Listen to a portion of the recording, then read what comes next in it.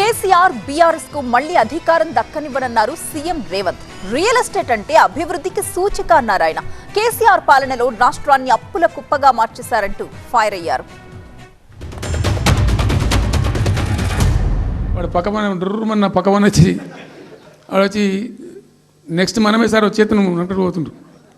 హైదరాబాద్ సిటీలో అనేక ప్లేసెస్లో కనీసం ఒక 10-12 ప్లేసెస్లో అట్లా చెప్తున్నారు జనం.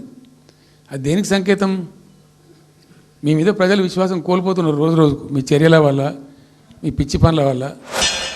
కొడంగల్ బిడ్డగా ఈ గడ్డ మీద నుంచి నేను శపథం చేస్తున్నా, నేను రాజకీయాలలో ఉన్నంతసేపు రాబోయే ఎన్నికల్లో కేసీఆర్ కుటుంబానికి అధికారం అనేది కళ.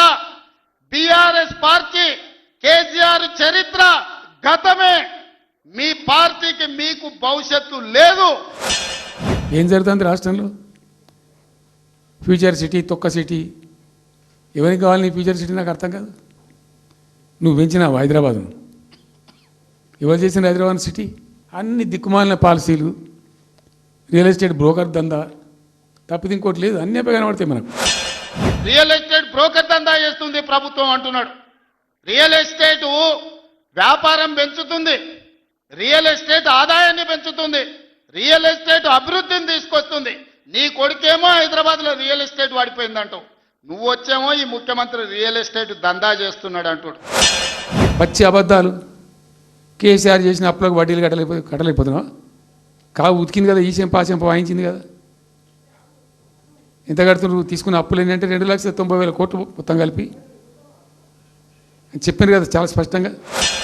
అన్నీ ఉన్నా అల్లు నోట్ల శని ఉన్నట్టు ఎన్ని అనుమతులు తెచ్చినా ఇవాళ 8 లక్షల కోట్ల రూపాయలు అప్పు చేసి నా నెత్తి మీద పెట్టిపోయాడు.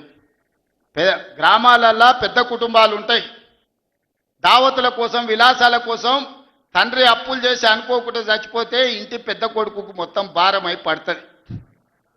సంసారం ఎక్కడుందో తెలియదు, ఏ భూమి ఎవరికి తనఖా పెట్టిండో తెలియదు, ఊర్లో ఎవరి దగ్గర అందిన కాడికి ఎంత అప్పు చేసిండో తెలియదు, చుట్టాల దగ్గరకు పోతే మర్యాద లేదు, తెలిసిన వాళ్ళ దగ్గరకు పోతే సిల్లి గబ్బ బుట్టే పరిస్థితి లేదు అని మనం గ్రామాలలో చూసినాం.